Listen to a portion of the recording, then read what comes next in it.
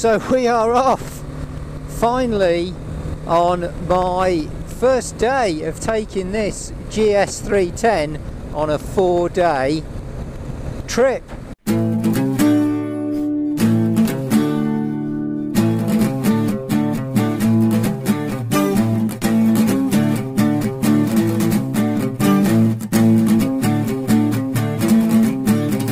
Not a good start.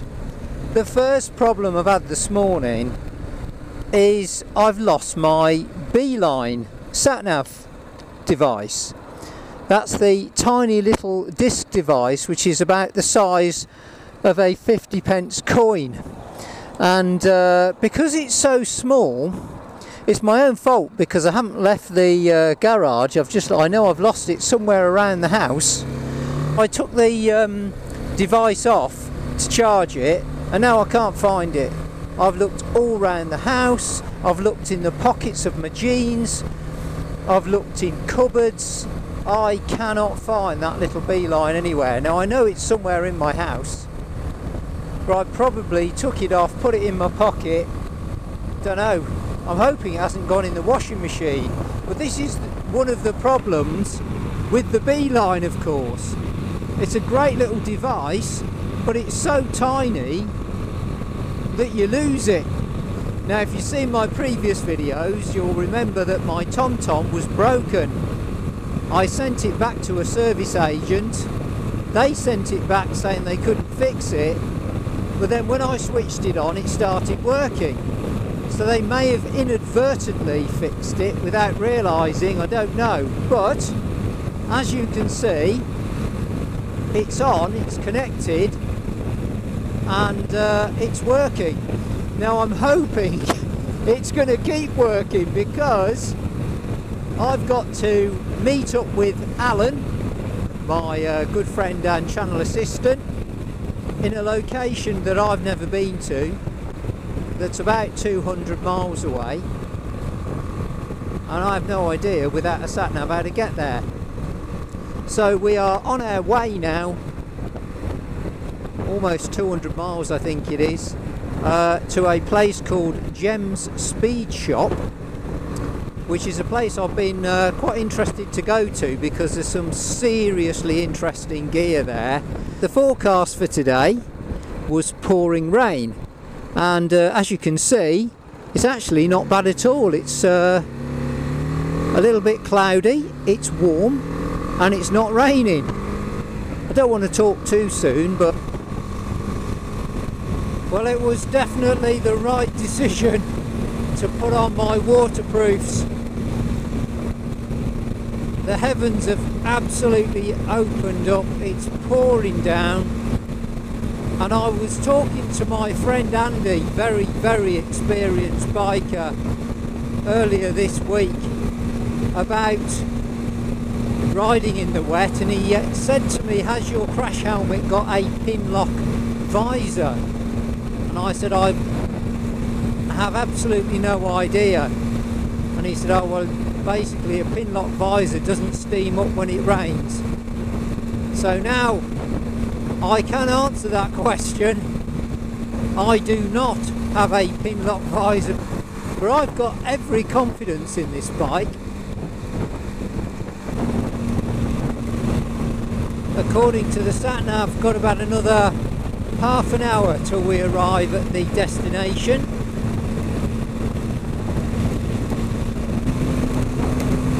One thing as well I think makes a big difference are these handlebar guards. They do give you a lot of wind protection onto your hands, and therefore keep your hands nice and warm. Oh, lots of black cloud ahead of us as well. Oh dear. This is definitely in for the day, and a very good test of my waterproof skins. Finally getting off this water-laden motorway. Whew.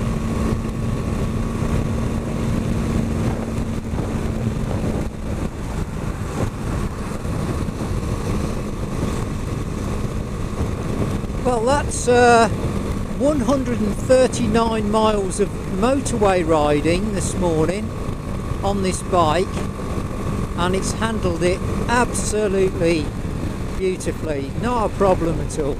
I've said it before, I know, but the great thing about this TomTom is not only does it give you very clear directions and speed cameras and fuel stops, but it tells you what the speed restrictions are on each road that you're on as well, which is really helpful, because if there are cameras around, like roads like this, sometimes you can exit the motorway and not realise.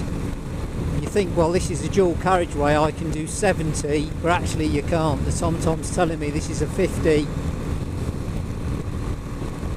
And in weather like this, when it's hard to see the signs, it's really helpful. I think the one mistake I did make when I put the waterproofs on was I didn't cover up my boots very well. I can feel the rain going into my boots. It's still absolutely pouring down. It must be pretty close though.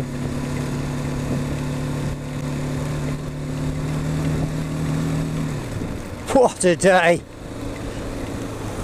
I don't think Alan will be thanking me for bringing him out in this. This is awful.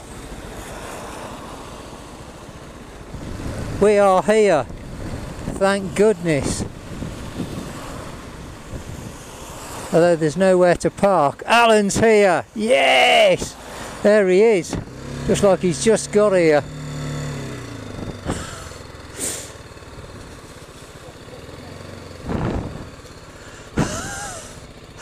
And he's on the Ducati.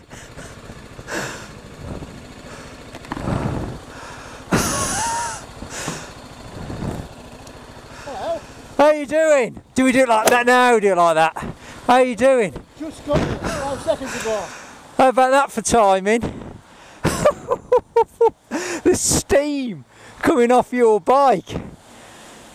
Holy crap, it was beautiful when I set off, and I put these on halfway up. I thought it just started spitting, and look at it now. Yeah. Oh, panniers are a bit wet, but I've got liners on them. Look at this! All this for a day out. Welcome everybody to Jems Speed Shop. Look at it.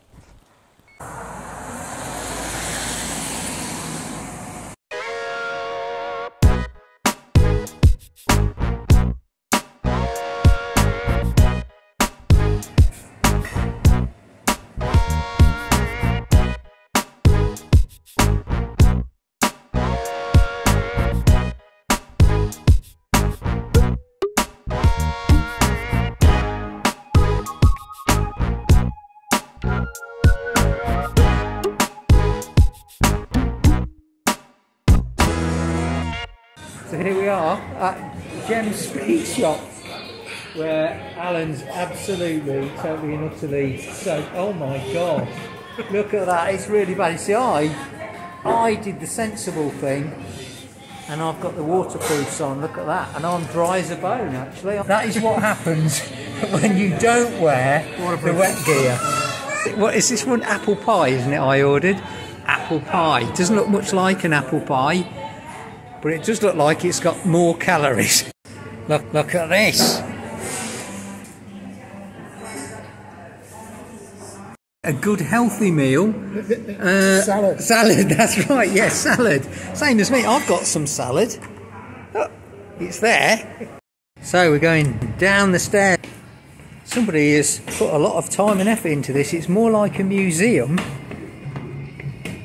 Oh wow, look at this. Look at this. There you go, I've already found a bike that I want to buy. Apart from it's £30,000, it costs more than my car. Ducati Panigale V4R, complete carbon fibre set. My god, that's nice. I found a bike I want to buy as well. Have you? Oh right, now my brother-in-law has one who may well sell it to you. Oh, that's the latest one, 2020, 17. See, that's not bad, is it? 17 grand. That's not bad. So that's the Triumph Rocket 3 GT. What an absolutely amazing place, look. It's not so much just the bikes, it's more of the fact that they've got this lovely decor going all the way around. They've even got a Space Invaders thing on the back wall, look.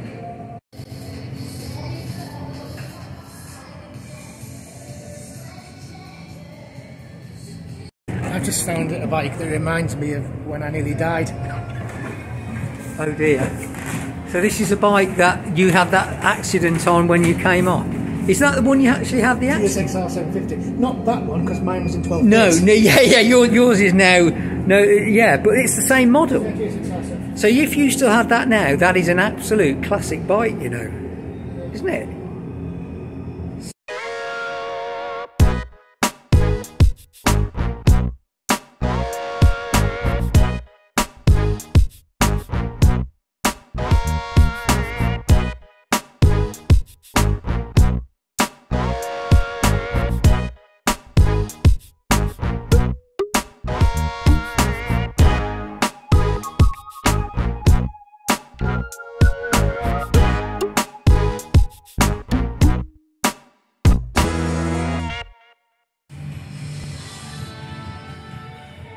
I've just realised you can come here and actually get a tattoo done as well.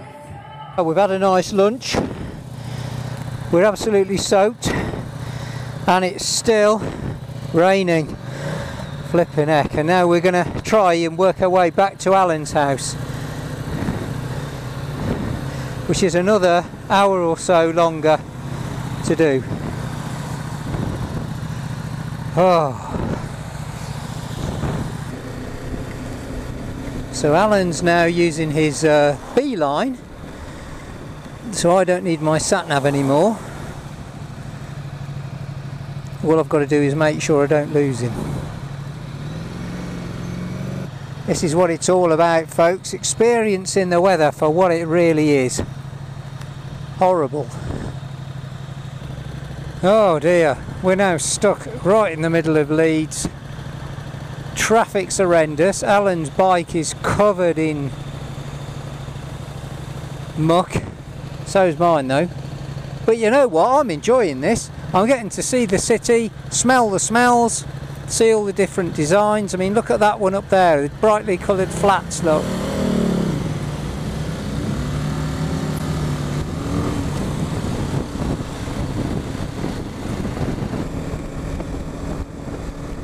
Well, it looks like we are finally getting out of Leeds town centre, or city centre. That was just horrendous traffic, absolutely horrendous. Didn't get it all on camera because it's too dull, but it was just horrible. However, one thing I would say is, being on a bike, you do get to appreciate the buildings and the smells and the people walking around. It's definitely better than being stuck in that same traffic in a car.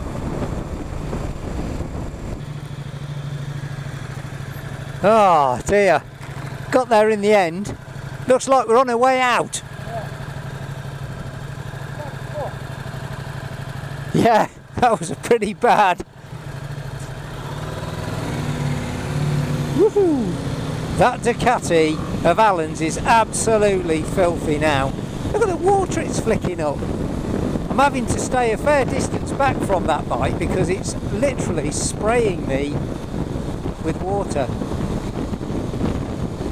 Dear oh dear.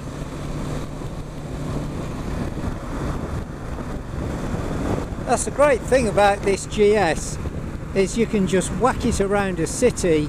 You know, it'll hack its way through a city, no problem, and then when you're out of the city you can get a real good move on the motorway as well. We've made it into Alan's house once again. Far worse ride this time. The camera, oh my god, look what's with hands, you can see that my hands are gone blue, all the dye's come off my gloves. That was bad. I have to say, It was bad. It was the worst ever, I think, in terms of the worst ever I've ridden in. Unfortunately, it caused the camera to pack up. There's so much rain. You can see. I'll show you the situation we've got here. So that's Alan's t-shirt. Now it doesn't. It's hard to tell because the whole t-shirt set. So when we go around the back, there is a dry t-shirt. Right, turn around, and that is absolutely. It looks like you've jumped into a swimming pool. By comparison, then, for the record, here's my t-shirt. And it's pretty well. I mean, a little bit of wet there, tiny little bit there, but it's just, yeah, it's just drewy. But look, it's bone dry. This side of my jeans is totally dry. This side of my jeans, for some reason, water's got in. I don't know why. Probably because I haven't zipped it up right. But other than that, that's not bad. These have gone twice as heavy as well, and that means when I got back, we could smell burning. And what's happened is the panniers, because of the wet, have got so heavy that they've touched the exhaust, as you can see there. Luckily, though, it hasn't actually gone through, which is amazing. But we're going to have to fix that, or I'm going to have to find a way to make that a bit more secure riding. It would have been a bit quicker if the B-line hadn't took us through the middle of Leeds. Yeah, that's right, yeah. I mean, that was pretty awful, having to go through Leeds, but it was even worse when we were on the motorway. I mean, I know the camera had packed up, but you couldn't see more than about 100 yards in front of you, could you? It was just horrendous. So the Ducati's had a bit of a hammering.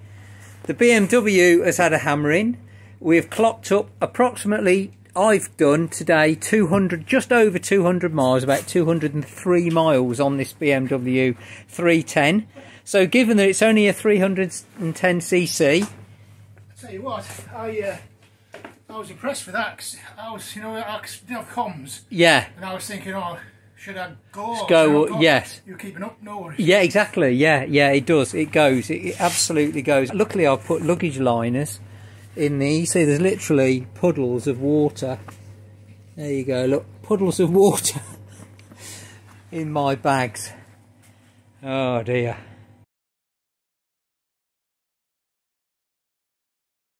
Right, standing start then. Holy! Oh no! Okay, I'm done. I'm done. You think that's you, as a three-wheeler type person? So you've been riding since you're 16. They didn't pass the test till 65. Both of them. So they passed the test at 65. And what we started doing was to put into this what we call a death fund. A death fund? So whoever lived the longest got the money. What an idea that is, a death fund. So I've just pulled over to try and give you a flavour of this amazing scenery